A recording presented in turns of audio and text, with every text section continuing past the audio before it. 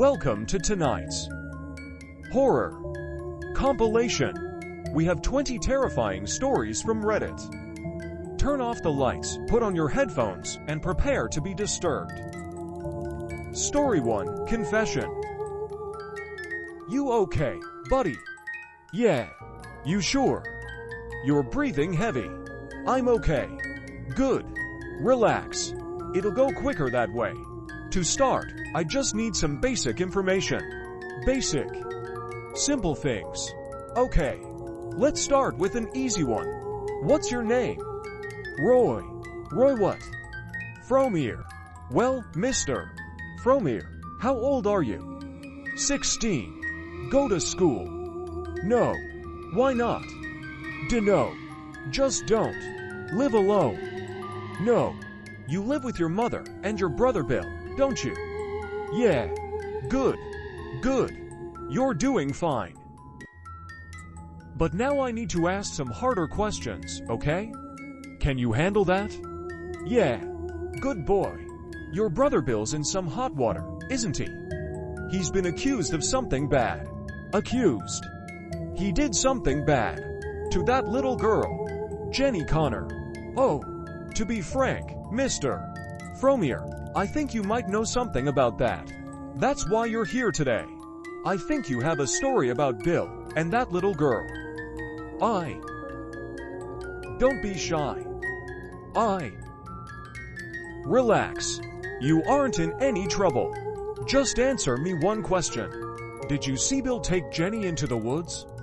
I didn't see them. Really? I saw Jenny. Bill was home.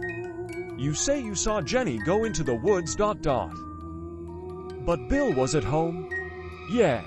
Mr. Fromir, I find that a wee bit hard to believe. You know, we found Bill's jacket in those woods. We found his jacket soaked in about a pint of ... blood ... Jenny's blood ... We found her, too. Funny enough, she was just a few yards away. We took some pictures. Want to see? Pictures of the body. Want to see? No, I expect you don't. They're not pretty. But nevertheless, they beg the question, what was Jenny's blood doing on Bill's jacket? And why do a dozen witnesses claim to have seen them leave together from the football game? Witnesses. Mr. Fromir, I know you followed them from the field.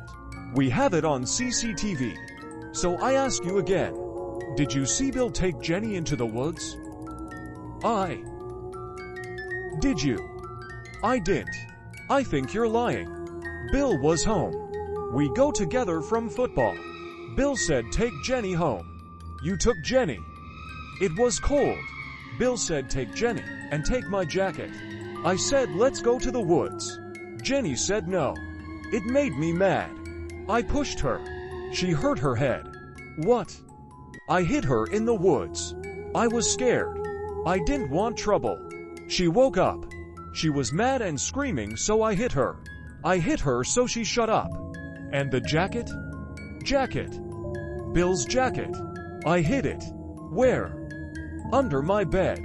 Christ, no, not under your bed. Think. For once in your life, fucking think. You hid it in the woods. I hid it in the woods. Yeah, don't forget. It's important. Sorry. When they ask for real, you have to remember. I'm sorry for yelling. I hate seeing you made a fool of us all. I know, Bill. Ready for more? Here comes the next story. Our next story. Birthday girl. Good morning, sunshine. Time to wake up. I open my eyes and see Nurse Judy, ready to give me my morning injection. I sit on the bed and roll up my pajama sleeve. I feel the needle under my skin and the medication flowing inside my veins. The nurse gives me a wide smile. Good girl. You can go to the canteen now and have breakfast with your friends. Friends. I don't have friends here. My friends are almost 60 miles away from me. Enjoying life, learning new stuff, making out at parties. Certainly not spending their youth in a psychiatric ward. My parents put me there. It was after another anxiety attack at school. I lost control and tried to do something stupid. Now everything seems stupid to me. I pass by Nutsy Nora's room. Her yelling is impossible to ignore. She keeps screaming Kelly and Jenna over and over again, whatever these names mean. I see 2 doctors rushing to her room with a set of tranquilizers. This place is full of people like her. I don't think I belong here. I enter the canteen and hear a loud surprise. I look around and see other patients gathered around a cake with number candles -1 and 7, and an inscription, "Happy birthday, Robin." Right, it's my 17th birthday. Yay! I totally forgot. I force myself to smile and blow the candles. The cake tastes like soap or a cough syrup. I hide both candles in my pocket when nobody's watching. I guess it's the only gift I can count on today. I stop one of the nurses on the way back to my room. I ask if my parents are going to see me. She shrugs and walks away without saying a word. Bitch. As I lay in bed, I stretch my arms and look at my hands. They look so weird. So damn weird. Maybe it's a side effect of one of those medications. Nurse Judy interrupts my contemplation. She storms in with an afternoon dosage of pills. "How are you feeling, my dear? Did you like the birthday surprise?" She asks with that annoyingly sweet smile. "Yeah, I forgot today's the day." She takes my hand and says, "Oh, don't worry, darling, it happens to everybody." As she holds my hand, I ask her why my skin looks so strange. Nurse Judy gives me a sympathetic gaze. "I think it's normal at your age, don't you think so, sweetie?" Is she trying to make a fool of me? Oh, I've had enough. But I'm only 17. I say imploringly. I don't know any other teenager with hands like these. Just look. I take the candles out of my pocket and almost rub them in her face. "You see. 1 and 7. 17. I bellow. Judy gently takes the candles from my shaking hands.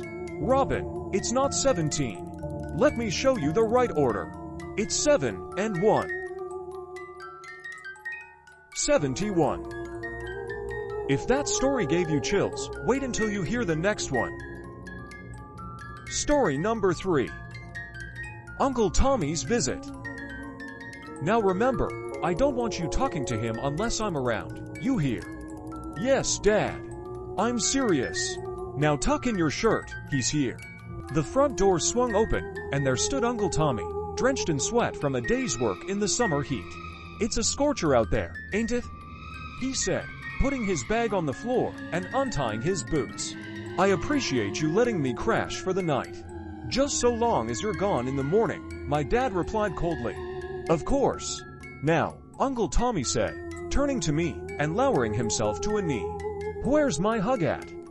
Been a while since I seen you last." I took a couple steps toward him and leaned in for a hug.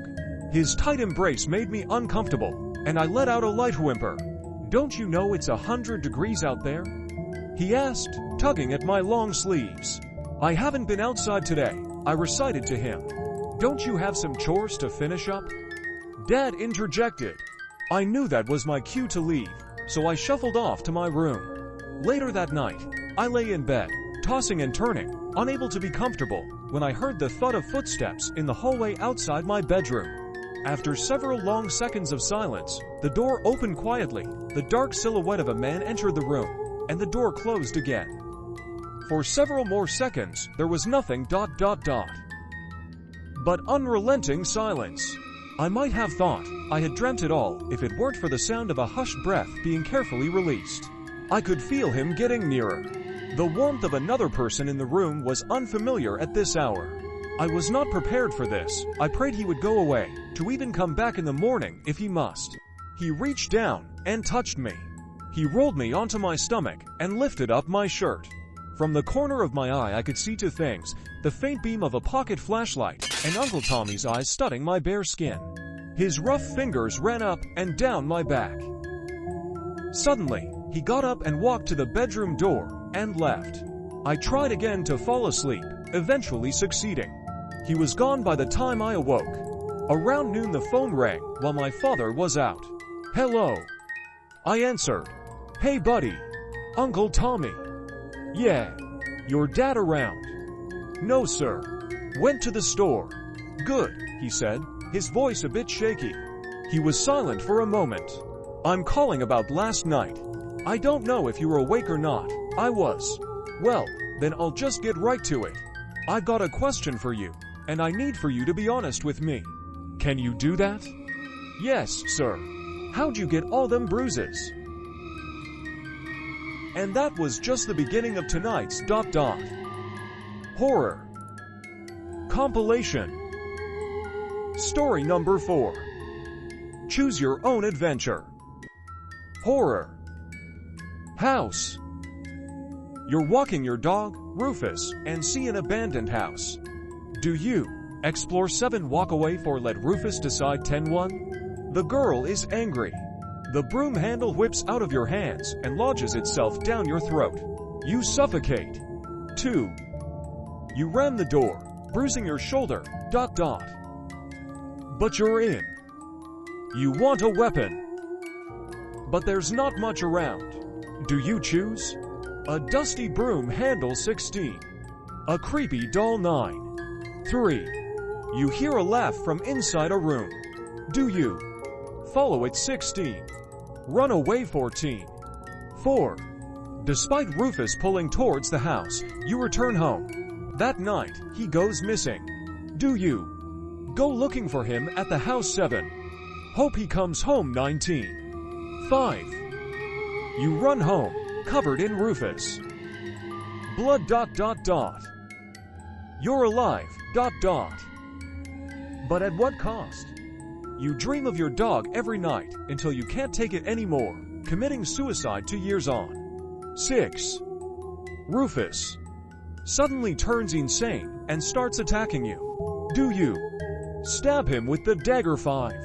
Run, 13. 7. The door is locked. Do you break a window, 15? Shoulder barge the door, 2. 8.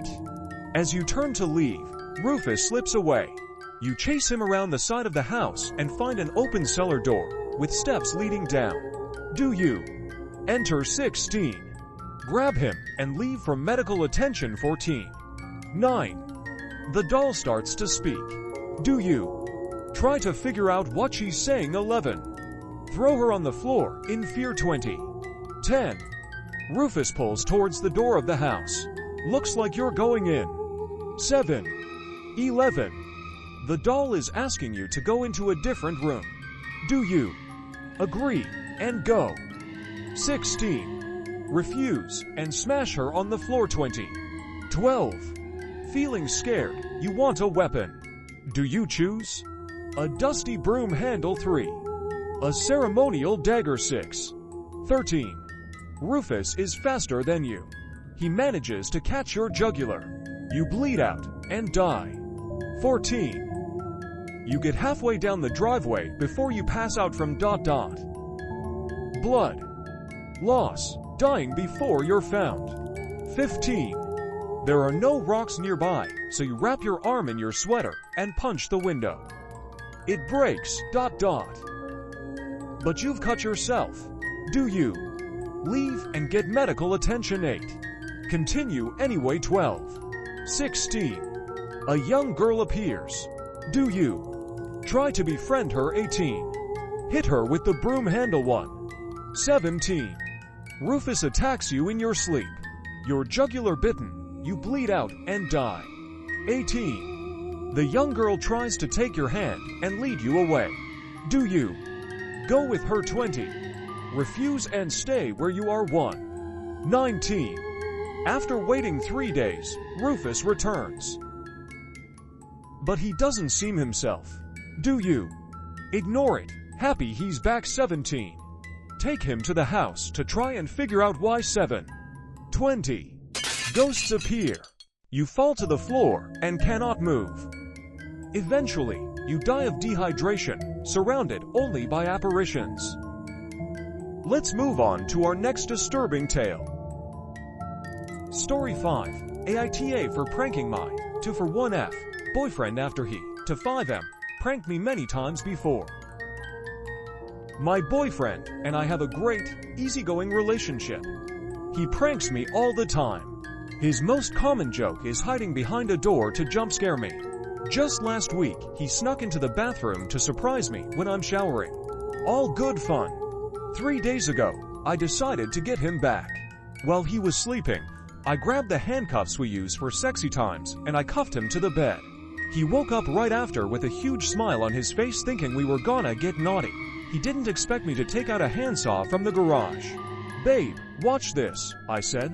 I put the hacksaw right at my neck and started slashing away. So much ... blood poured out of me, you wouldn't believe. It splattered his face, and he looked like he came straight out of a horror movie. I was having a hoot sawing my head off, and he was just screaming and screaming. It took me a while ... But when I was done, I did a little dance while holding my head to try and calm him down. That was just one of our things. We like to dance while joking around. I think I danced for around 10 minutes with my holding head by the hair in one hand and the hacksaw in the other. He just screamed the entire time. I tried to tell him that I was okay, that this was just a joke or whatever. But nothing worked. He would not stop screaming. Finally, I just put my head back and tried to kiss him. He pulled away really harshly, and I have to admit it hurt a little. That was 3 days ago. Since then, he kept trying to make me let him go ... But I just can't. I love him too much. We're meant to be together. I know it. I've been taking care of him since then though, don't worry. I feed him nice treats. I clean him up when he relieves himself. I've done all these things ... But he still won't talk to me properly. I know he'll lighten up eventually. But sometimes he calls me these hurtful names like monster or ... demon or whatever. It makes me think I did something wrong when all I've done is try and make him smile. So Reddit, am I the asshole? Story 6. The Blind Child. Stabbing. Sylvia pointed a trembling finger at my brother Arthur. Her milky, unseeing eyes gleamed in his direction, and his wife, Agnes, trembled with indignation from across the table. My husband's face colored as he dropped his fork and dragged our daughter back into her bedroom, scolding her as they went. The rest of the night was awkward, and the pep in our conversation never recovered. 2 weeks later, Agnes was stabbed to ... death.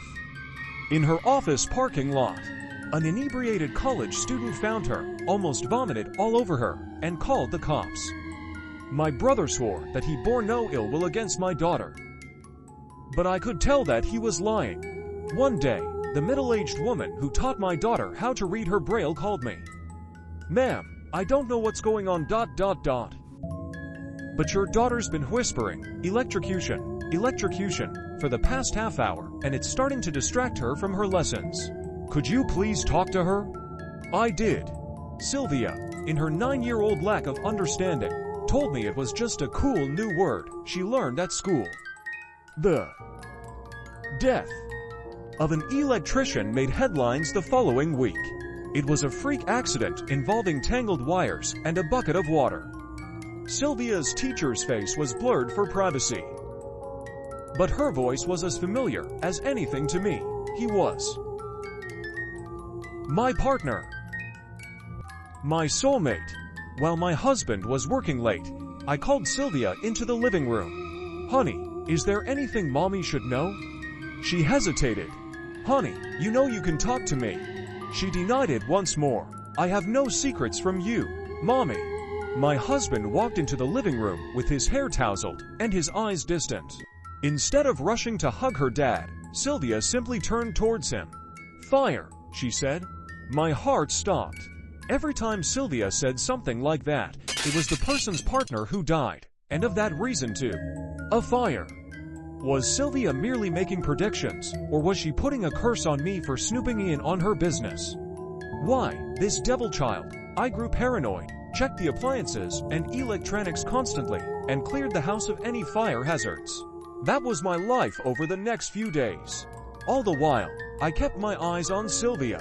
Sylvia. I had grown almost hateful towards my own daughter. My husband came home one night, wounded and blackened with soot, while I sat in the living room and Sylvia listened to the radio beside me. "What's the matter?" I asked. He gulped. "One of my colleagues, her house caught fire.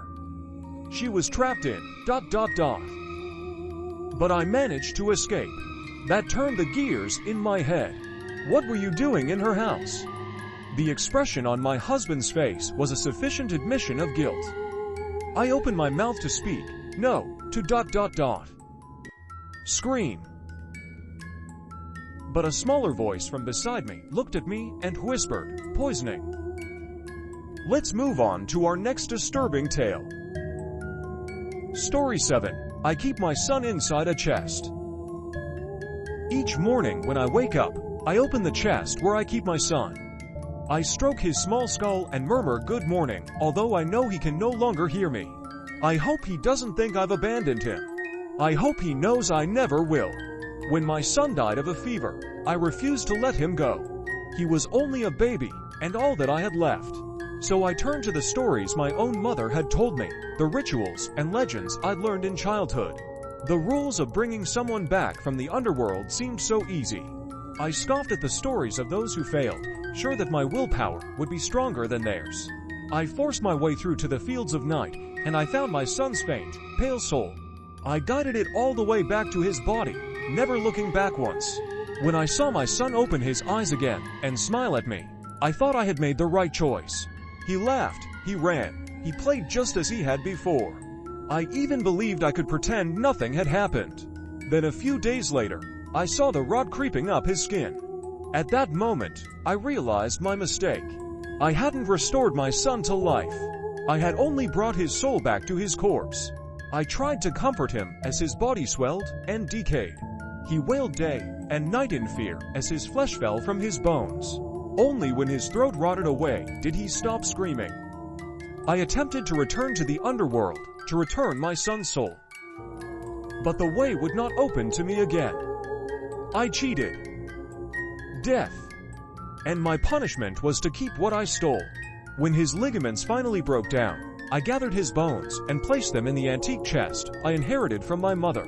Only the best would do for my son. Sometimes my son's bones lie still inside the chest for hours, even days, and I dare to hope that his soul found its way back to where it belongs. But sooner or later, his bones always begin to rattle again, and I know he's still alive. Once, all I wanted was to have my son here with me. But now, I would give anything for him to die. And that was just the beginning of tonight's ... horror compilation. Our next story. My husband hasn't spoken to me in months. So I decided to surprise him at dinner. "Hi, honey," I said, bustling over the stovetop. "How was your day?" He ignored me.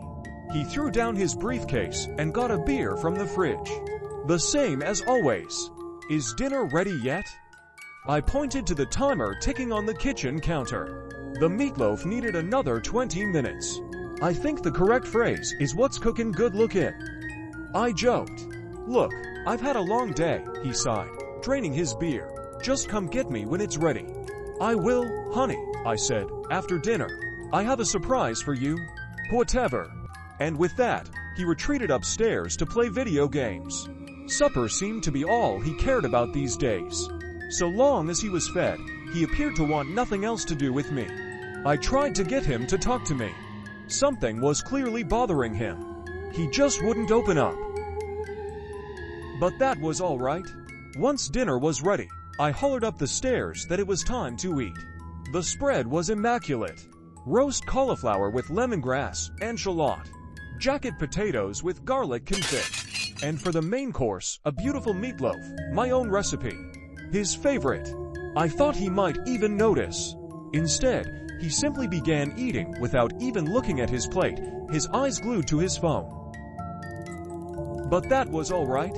After 15 minutes of silence broken only by the sounds of chewing, I spoke up. "So, how's the meatloaf?" I asked. "Good." He grunted. "Curious about your surprise." I asked, smiling. "Want a hint?" "What do you want from me, Rose?" He scoffed, plating another ketchupy slice. "I didn't forget your birthday, did I?" His words stung. ... But I tried not to let it show. I'd been silently rehearsing what I was about to say for hours. "Actually, I wanted to talk to you," I said, "about the baby." He stopped chewing for a moment, his jaw set. He always wanted to be a father. But 6 months ago, I'd miscarried at 20 weeks. The doctors told me we shouldn't try again. I told you before that I didn't want to talk about it. "But I do," I said. "She was my baby, too." "If you can't give me a child," he said, popping the last of his meatloaf in his mouth, "then we have nothing more to talk about." He'd bitten down on something so hard he nearly cracked a tooth. As he gingerly pulled the thing from between his lips, he shuddered, unable to comprehend what he was seeing. "Is that?" he asked, softly. I nodded. "There's leftovers in the freezer if you're still hungry." A belly button ring. The kind his mistress wore. He clutched his mouth in ... Horror. Staring at me with more passion than he had in months. "Is this it, you crazy bitch?" he cried. "Is this the surprise?" "Of course not," I replied, pleased that I finally had his attention. She was pregnant. Ready for more? Here comes the next story. Story 9. I'm done posting on this subreddit. I'm sorry, everyone, but I am so fed up with posting here. Every time I pour my heart into writing scary stories, I build up the courage to post them. And then, I spend days pounding the refresh button in the hopes of comments and upvotes. Yet, every single time, I wind up with 4 or 5 upvotes and 0 comments. All the while, I have to look at other stories get hundreds or thousands of upvotes. I've tried everything, from writing across different settings to completely swapping genres, to get that kind of attention. It just really crushes my self-esteem, and I can't deal with it anymore. I even tracked down someone who got 3,000 upvotes on their story a couple of weeks ago. It was that guy who wrote about jellyfish. He hasn't posted anything since then. He had posted an old selfie on another subreddit and mentioned the city he lives in on his professional website, so I decided to visit him and see if I could learn how such well-received ideas got into his brain. He was neither helpful or understanding of how soul-crushing it is to not receive recognition. He just kept telling me to leave and absolutely refusing to hear me out. Long story short, things eventually escalated, and when it became clear he wasn't going to help me, I had to use more forceful methods of getting inside his head. I guess it was naive of me. But the next day I wrote a new story with a fresh sense of purpose. I thought for sure that you guys would love it, and that what I learned from him would help me. I got 3 upvotes. 3. Fucking 3. I can't deal with this anymore. If eating someone's brain won't help me here, then nothing will. Edit. I've been thinking since I posted this last night, and after taking some time to cool off, I just want to apologize. I guess it was a little premature of me to give up. After all, I may be many things, but I'm not a quitter. There are so many talented, inspired contributors here, and just because the imagination of one author didn't meet my expectations shouldn't stop me from picking the brains of others. This one is called Sadist. He's gagging on his own vomit. I drive my fist into his back. He's not dying now. The force makes him cough, unblocking his airways. I did the math. For speeding him, that many tablets should have been just enough to make him sick, ... but not kill him.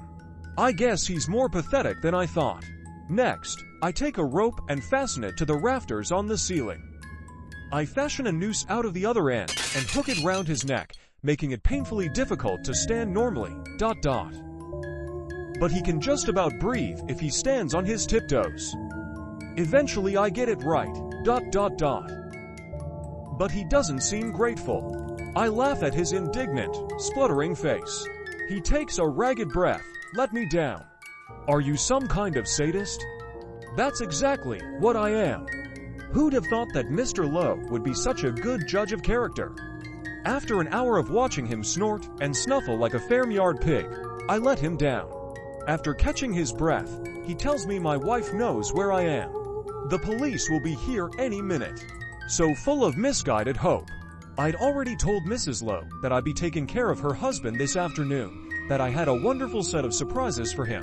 She thanked me and gave me a freshly baked apple pie for my troubles. I consulted my list. Waterboarding was next. How fun. I'd always wanted to see how that looked in real life. We spent a lovely hour with him gargling and spluttering. See, I tell him brightly, it's basically backward swimming. There's just one final thing on my list. I get to use my biggest, favorite knife for this one. I slowly trace it down the veins in his forearms. Not too deep, mind. I want him conscious. Mr. Lowe, I start, formally. Do you know that you've taken 6, almost 7 lives, both directly and indirectly? He looks up at me, weak and pale. A dawning realization starts across his face. Sally Anderson, 9 years old when you killed her. Her mother took an overdose a year later. He starts to deny it. But I interrupt. Timothy Castas, 8 years old when you stabbed him. His brother hanged himself just last year. He just looks at me. Ben Wallace, 15 when you murdered him. His father drowned himself 2 years ago. He has nothing to say. Finally, Melinda Lowe. You started beating her in the first year of your marriage. You know she slit her wrists 3 times over the course of your married life, ... But you've always managed to find her in time. He hangs his head, muttering something about me being a psychopath. I'm no psychopath. He had it right the first time. Professional sadist, at your service. Available to hire, for a price. Discounts available, if they deserve it. Mrs. Lowe only had to pay an apple pie. Ready for more. Here comes the next story. Story number 11. Rollercoaster. Moo, I don't like it. I want to get off. I was a bit surprised. He had always been so brave. I was way more afraid than him when we got on. I never liked to be so high up from the ground. This will be so much fun. He had said when we were parking the car. I had kinda hoped he would be strong for both of us. Oh honey, I'm sorry. But we can't get off now. The ride has already started. But remember the small roller coaster in the park we went to when you were little? With the funny clown? This is just like that, only bigger. And remember how awesome it was? My son looked at me with watery eyes. Oh God. He had been so excited about this. I tried to swallow my own nervousness and keep talking to calm him down. My voice was shaking a bit. But I managed to put on a smile. It's okay, it's okay. You might feel a bit funny in your stomach. It's because of the speed and the changes in the force that pushes you. It's normal. Listen, do you hear? Other people are scared too. He looked at me with his kind, blue eyes and nodded. Just barely. I wanted to hug him. But my back was pressing to the seat so heavily I couldn't move enough. So was his. My eyes caught a glimpse of the sun over my son's head. The sky was so bright. I tried to ignore the metallic clanging sound and people screaming somewhere that seemed to be so far away. Oh, how I missed the ground. Then I felt a big drop on my stomach. We were going faster and faster. My son started sobbing and I tightened my grip on his hand.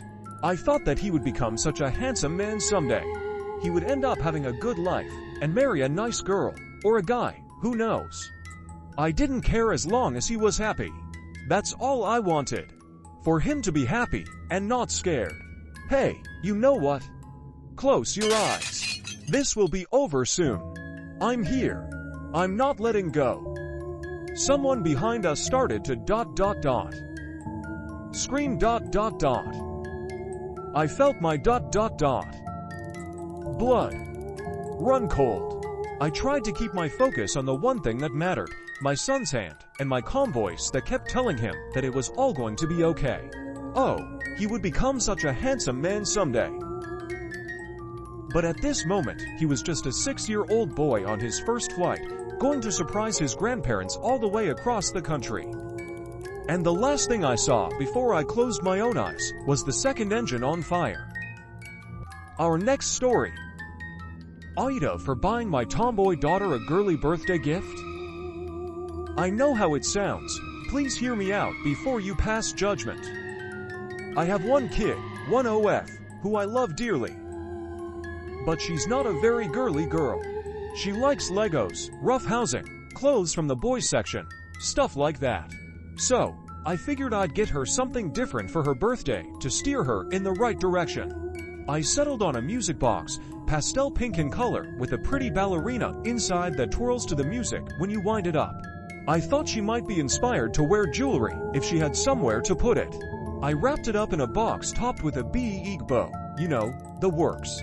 My daughter cried a little bit when she opened her present, which was to be expected. She was really hoping for some new games. But I knew this was the right choice for her. She begged me to return it, complaining of, and I quote, a horrible feeling, like my soul is being sucked out of me every time I twisted the key to play the song, make the ballerina dance, no. Fun girly stuff. I ignored her dramatics and played the tune for her each night. Eventually, she came to like it enough to stop hiding it from me. She even started sleeping with it right next to her in bed, though of course my little tomboy denied that. I was happy. She was happy. It was all good, until my daughter started playing the damn thing over and over again, just to make a point. Of course, she acted like she was innocent, insisting it wasn't her, that there was something wrong with the box. I know she's doing this in hopes that I'll exchange the box for something less girly, ... But I've told her time and time again that I do not negotiate with terrorists, so she isn't going to get her way by acting immature. I was set on ignoring her antics, ... But what's happened since then is the final straw. She won't stop playing the damn song. Now, I like a cute little melody as much as the next gal. But she's had it going 24/7 since yesterday. I took the key out of the back, thinking it'd fix it. But I'm certain she rigged it because it wouldn't stop. Last night, I woke up to the infernal song and found my daughter up way past her bedtime, dancing along to the song in the pink tutu I bought her years ago. She wouldn't even respond to her name, no matter how much I yelled. I know she's trying to give me what I want to the point that I realize that the girly daughter I want wouldn't even be her anymore ... And, truth be told, I get it now. She doesn't feel like my daughter anymore, and I miss her. But, like I said, I refuse to respond to this type of behavior. AITA here. Ready for more. Here comes the next story. Our next story. I follow my wife's Reddit account to anonymously give her awards. It started with me browsing the curly hair subreddit. My wife always struggled with frizz, so I lurked there to get ideas for a hair care gift package. By chance, I saw she'd posted a selfie, along with the caption, "The lion's mane behaved itself today." She was sitting across from me in the lounge, eyes fixed on her phone. I clicked on the post and gave it an award. A few seconds later, her face lit up. "Everything okay?" I asked. "Just some funny messages in the group chat," she answered. From there, I stalked her profile daily. Anytime the two of us were in the lounge, I'd award her posts and watch her smile and kick her feet around, excited. This insider information helped me nail her birthday gift, a blanket made from old t-shirts, which didn't fit anymore, and gave me ideas for our anniversary dinner at a restaurant she'd asked about in our city's local sub. It felt like I'd turned on the cheat codes to our marriage. But after I lost my job, her posts took a turn. She began browsing the marriage relationship advice subs, and after 3 weeks of me bombing countless interviews, she asked for tips over undead bedrooms. Like I needed a reminder I couldn't perform. It was hard not revealing I knew she shared intimate details about our relationship with strangers online. ... But if I told her, she'd just make a new account, and I'd lose my window into her innermost thoughts. Her original posts had gained some traction, which meant tons of users asked for an update. Then she posted about how the situation had gotten worse. She wrote about how now I snapped over every little thing, and had even started lashing out. The tension continued to swell. Soon came the ultimate gut punch, a confession post entitled, "I am terrified of my husband." Can you imagine what would have happened if a Reddit user went radio silent after that bombshell? It would have caused a scandal, an investigation. Talk about your wake-up calls. I calmed things down by cooking a few romantic meals and told her I was deeply sorry for dumping my frustrations on her. I even bought the damn hair care package. This made her post some positive updates. She wrote that, although we had a long way to go, things were definitely looking up, that we'd be okay. But the fact is, things aren't okay. And they'll never be okay again. Now I know what she really thinks of me. So I searched for subs she was still actively participating in. Subs like this one. And then I sat down to write my first ever post. She's sitting opposite me as I type this. There's a knife under my armchair, and I already know how I'll dispose of the body. Now it's just a case of waiting for her to read my confession and realize what's about to happen. So if you're reading this, Maria, it's time to look up. Ready for more. Here comes the next story. Our next story. Plaguespreader. I'm infected. You know what I'm infected with. You saw it on the news. The World Health Organization called it a pandemic the other day. I never thought it would infect me. But it did. Now, I don't know what to do. Unlike some people my age, I don't have a salary. I don't have any sick days. I used them all when I sprained my ankle in January. Brett says I need a doctor's note to get paid leave. You know, to make sure I'm not capitalizing on the paranoia to dodge shifts. He doesn't want to set a precedent. Problem is, I can't afford the bill. Sure, it's not a $100K heart attack bill. I know I need to self-quarantine. But I don't have any savings. I can't pay rent if I don't go out and make rent money. You know what I need to do. But I'm not sure I have the stomach to do it. I checked the clock and downed a Benylin shot. 45 minutes until my shift starts. Gotta get moving. Donning a medical mask, I broke quarantine. As I rode the bus, disease spewed from my mouth like a thick green fog. My noxious gases carried malicious little germs. A child looked up at me.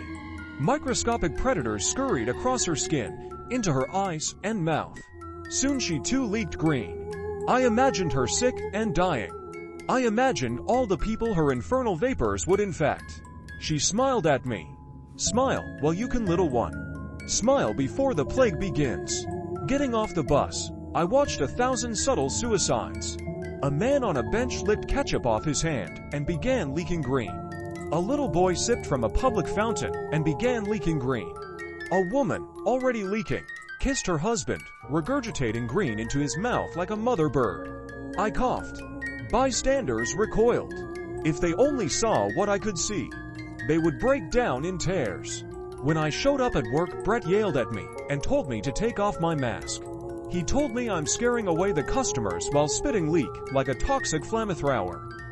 I protested. But he insisted. Just wash your hands, he said. It'll be fine, he said. I washed my hands, dirtying them again the second they touched my breath. By the time I'd gotten ready and clocked in, plague filled the building like a tainted hotbox. I thought about leaving. I thought about running away. But I didn't. Instead, I put on a smile and greeted my next victim. Welcome to Burger King. May I take your order? And that was just the beginning of tonight's ... horror compilation.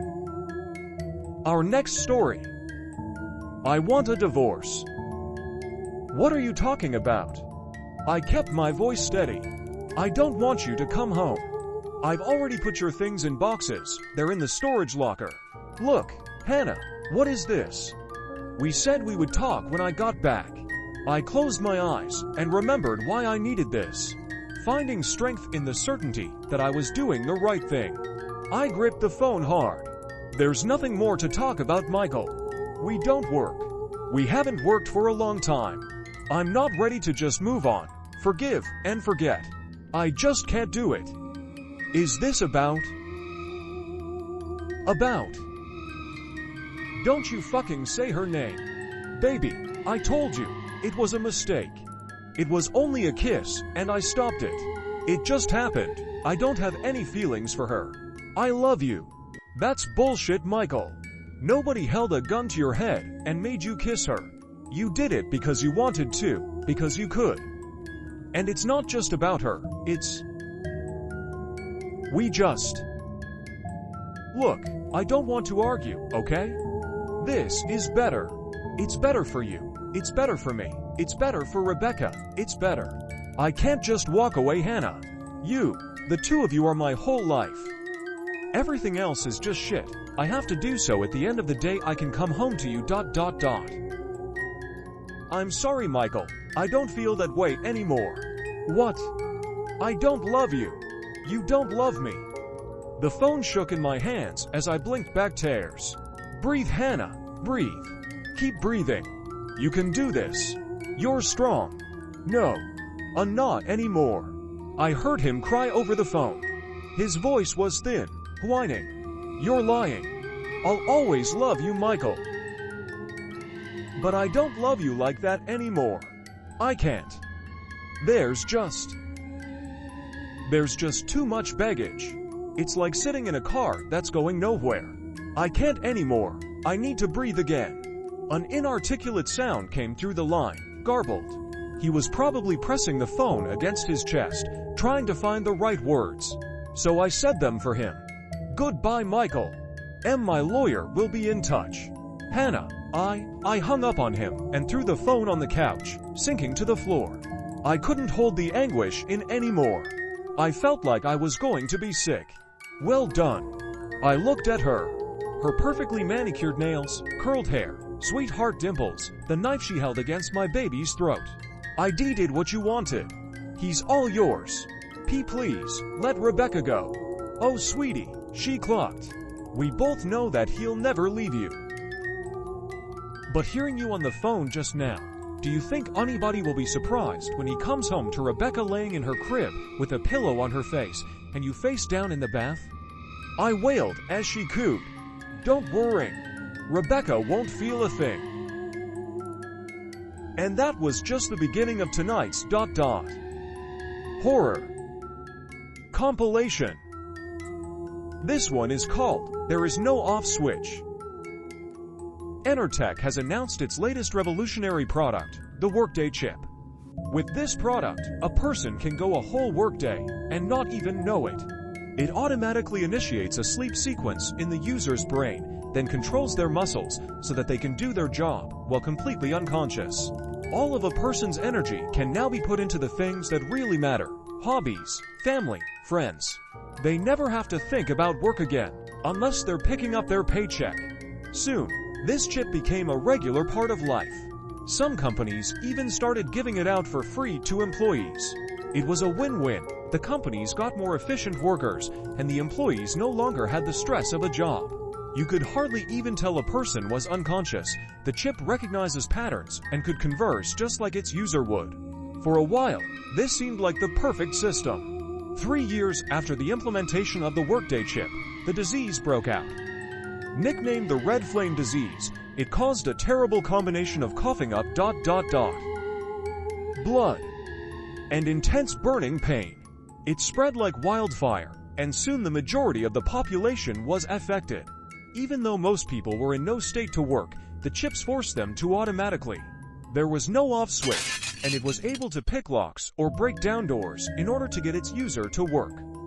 In the end, it didn't matter if a person had the chip or not. Everyone ended up ... dead ... From the moment you first coughed up ... Blood. You had mere days left to live.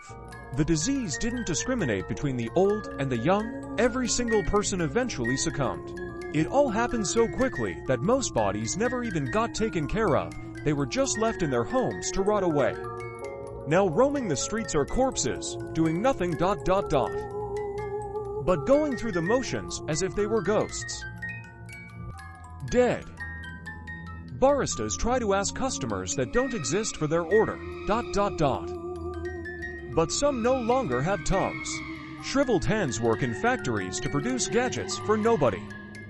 Businessmen look before crossing the street on their way to work ...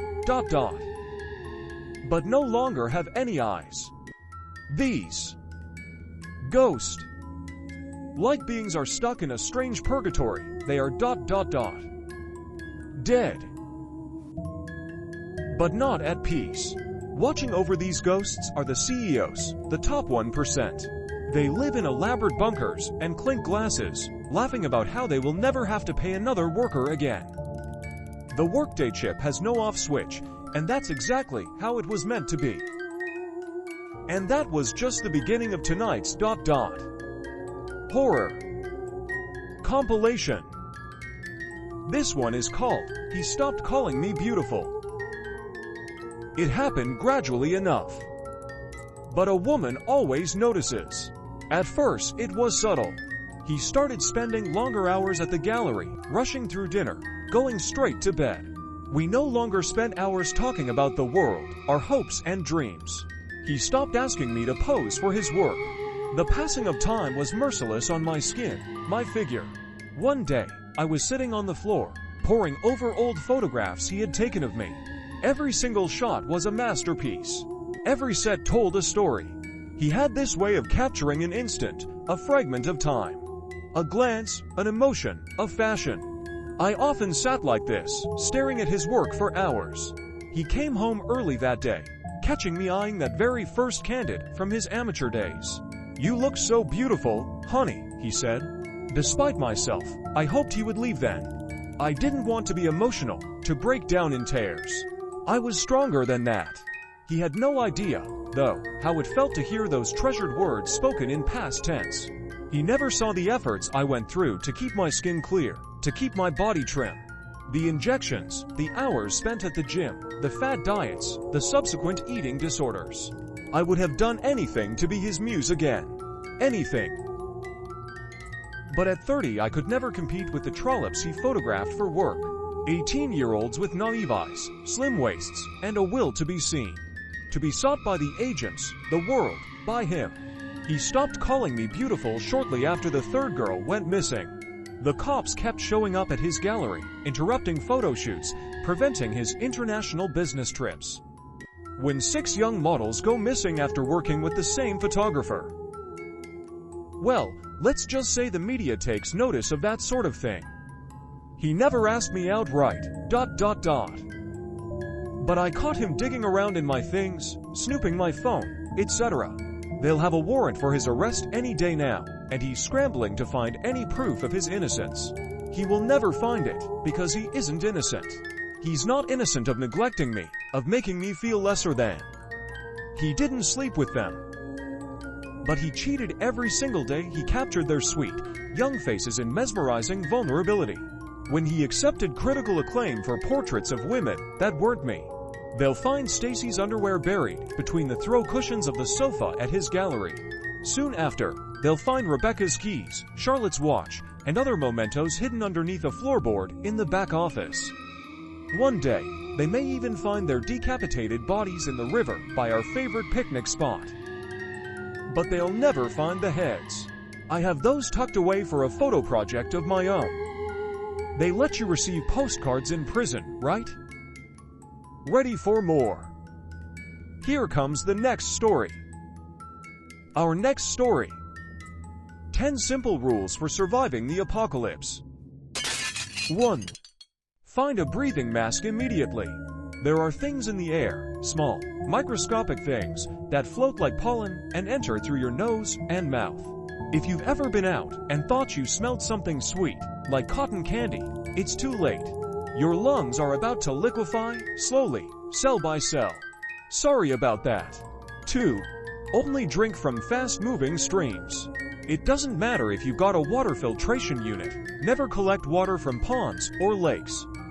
It's not because of the ... Dead bodies. It's the half dead ones. They can stay down there for months at a time, just waiting for someone who doesn't know better. 3. Stay away from settlements. Any half-decent settlement already has too many mouths to feed. If you ask, they'll let you in. But they won't let you stay. They've got all those hungry mouths after all. 4. Don't eat the birds. I don't know what these new birds are, but they smell like tar, and their meat can burn a hole in your throat.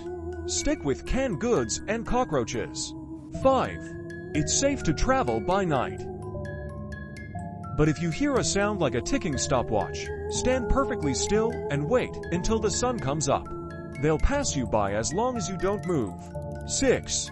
Don't aim for the heart or the brain. Aim for the legs if they can walk. Aim for the arms if they can crawl. Don't assume anything will stay down for good. Just make sure you can run faster than they can. 7. Red sores heal with time. White sores will rot down to the bone within 48 hours. Remove the limb. Cauterize the wound. That should buy you a few weeks at least. 8. The living don't knock. If you're holed up somewhere with 4 walls and hear someone knocking, ignore it. Whatever it is needs you to let it in, and you really don't want to do that. 9. Don't be alarmed if you see angels. It's normal to see beings made of soft light descending from the heavens. It just means there are parasites attached to your optic nerves. They can't kill you. They'll just consume your eyeballs from the inside out. 10. Always leave 1 bullet for yourself. It's a brave, difficult thing to make a life here in the after. But eventually you'll get tired. Eventually you'll see that of all the things you can do during the apocalypse, surviving might just be the worst. But that's for you to discover. Until then, good luck. If that story gave you chills, wait until you hear the next one. This one is called Life of a Traitor. You know, it's funny really.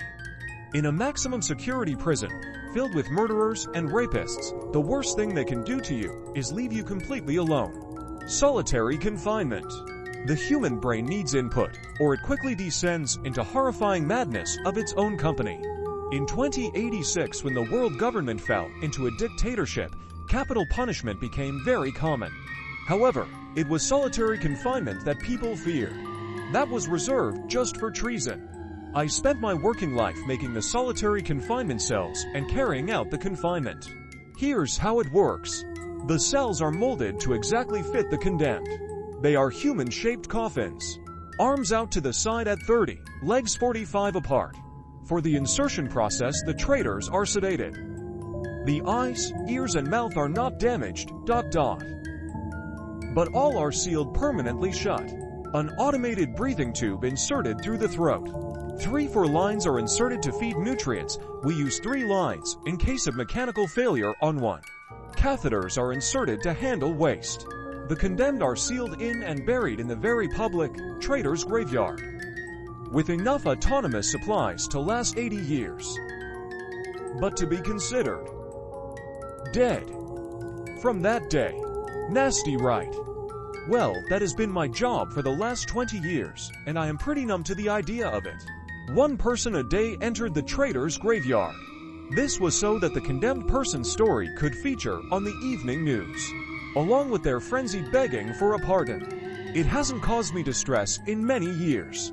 That was until last week, when I was convicted of treason.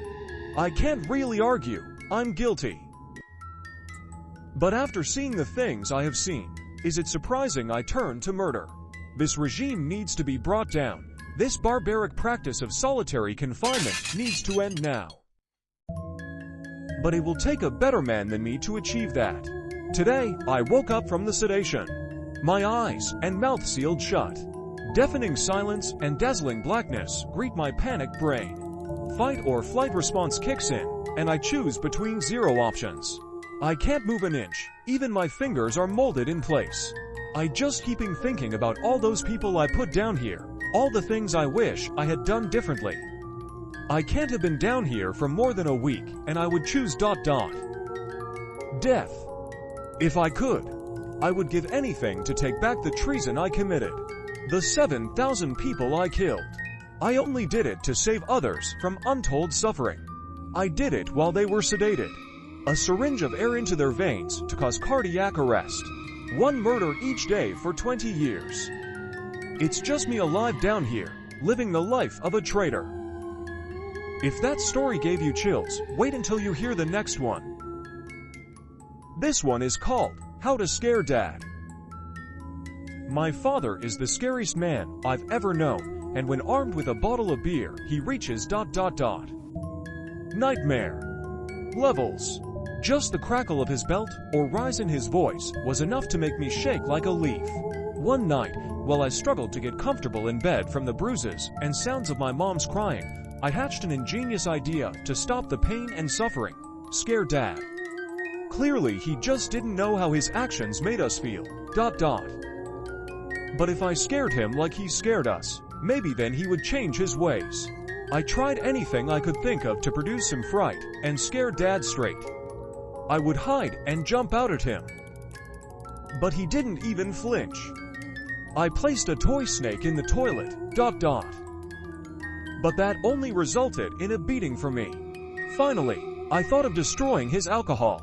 I know that people become scared when they lose something they love, so one by one I poured my dad's bottles down the drain and eagerly awaited his reaction. I knew this would be it. This would be the thing to scare him. That night, I remember my father discovering the empty bottles and becoming angrier than I've ever seen him. I remember him wrecking the house. I remember him storming into my room. I remember his hands around my neck and me seeing black. Luckily, my planning and hard work that night paid off though. Today, my father lives in a constant state of fear. I'm always watching him, how timid and nervous he is at all times. Whenever I pay him a visit, his complexion turns a pasty white, his body shivers like I used to, and he breaks into a cold sweat. I scared my father so good, you would think he saw a ghost ... That concludes tonight's horror compilation.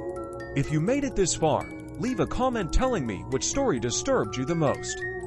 Subscribe and hit the bell for more ... Nightmare. Fuel. Sleep tight. If you can.